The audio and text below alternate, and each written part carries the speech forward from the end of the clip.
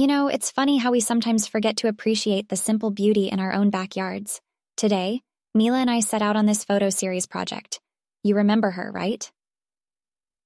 We're capturing urban wildlife in these sneaky little city corners, and it's nothing short of thrilling.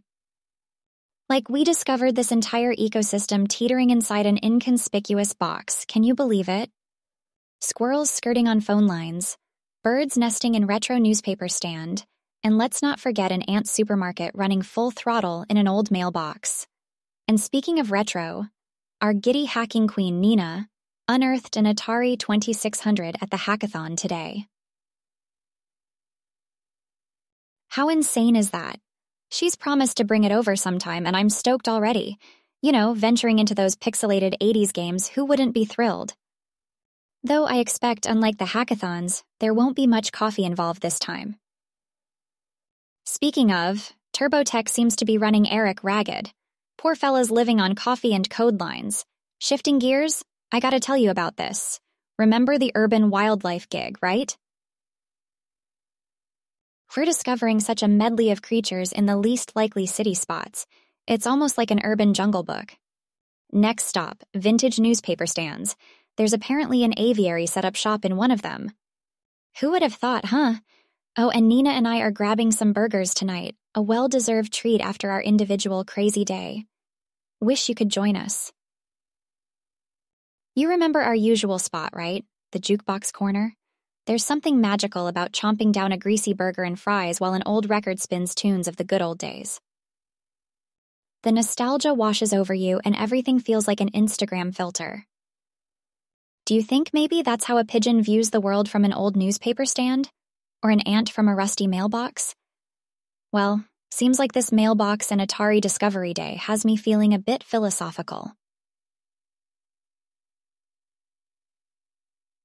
Speaking of which, I've started reading this interesting book on Zen Buddhism. Really enlightening stuff. It got me thinking, maybe it's not just about what you look at, but also where you look from. Changing perspectives really does change the view, doesn't it? All right, I've blabbed your ear off for long enough. Oh boy, what a roller coaster of a day. I've got tales to tell. So we hit this cool streaming milestone on Twitch. You know, the one I've been excited about. To celebrate, I joined servers with Ben. Yes, our good old Ben from the gaming community. And we hosted a ridiculous gaming blowout together on live stream.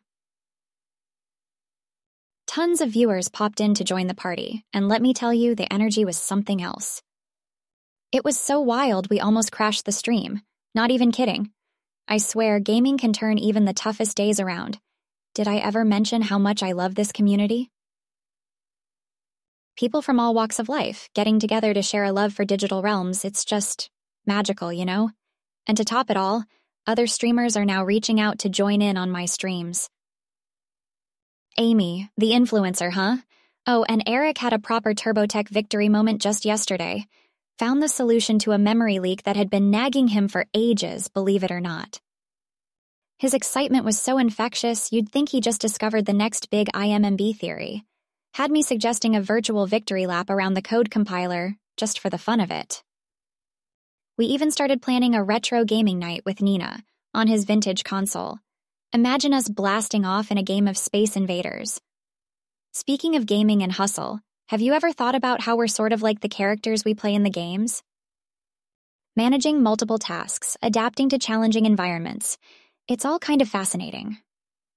Sure, no epic loot drops or EXP gains in real life, but hey, the thrill's still there. On a completely unrelated note, tried a new burger place recently. They've got this hipster veggie burger that I figured you'd love.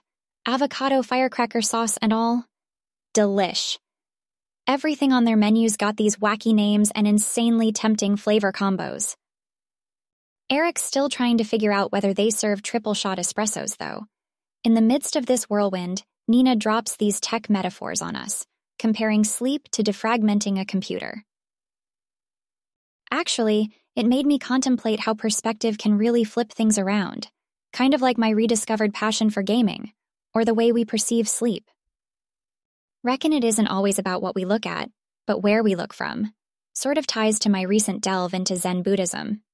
Man, Life in tech is always packed with surprises and learning. Who knew that streaming, coding, and burgers could all intertwine in such a hilariously symbiotic way? Anyway. I've got to share this with you. Just had an unexpected adventure in the city. Yes, right in the middle of all the buzz and concrete towers, I stumbled upon this unknown treasure. A rooftop cafe. Can you believe it? It was like discovering an oasis in a desert, except this one was nestled amidst skyscrapers. And the view, oh the view, it was just breathtaking. Kind of gives you a sense of perspective, like getting a bird's eye view of your own mundane existence, you know? I wasn't alone in my exploration today. I made a new friend, Jake. Turns out he's as much a tech junkie as we are. I swear the universe has a weird way of pulling similar souls together. Or maybe it's just, algorithmic social clustering or something. Anyway, we were just wandering around exploring the local scene and voila, found this hidden gem of a cafe. Nina would be in love with this place. She often talks about finding quiet spots for coding sessions. I mean, falling down digital rabbit holes needs concentration and caffeine, right? I know you're more of a tea person, but trust me, this place can turn you into a coffee aficionado. I can already see you sipping on a warm chai latte while coding away under the breezy city skyline. City life sure throws you curveballs, doesn't it? This episode got me thinking about how life's like coding in a lot of ways. I mean, we traverse through various paths, confront numerous exceptions and collisions, debug issues, but in the end, when everything aligns and the view is this amazing, you feel like $1,000,000. And the icing on the cake, when you find friends who share your visions and eccentricities. The other guys in our tech circle were thrilled too when I told them about Jake. Eric's dealing with the usual TurboTech mess, but he's game for a meet at the rooftop cafe. You know how he is, anything for a good espresso and some tech chatter. Nina's all excited to meet Jake too, and in case you were wondering, yes, this place does serve chai. We could have this weird yet charming techie talks at the rooftop session soon. I'd also been mulling about this rooftop discovery in context of my recent brush with Buddhism. Somehow this unexpected elevation feels like a metaphorical climb towards a higher mindset, one that enables you to look at things from a different perspective, you know? Anyway, I see a bunch of server logs glaring at me from my work desk. My city souls got to get back to the world of code and pixels.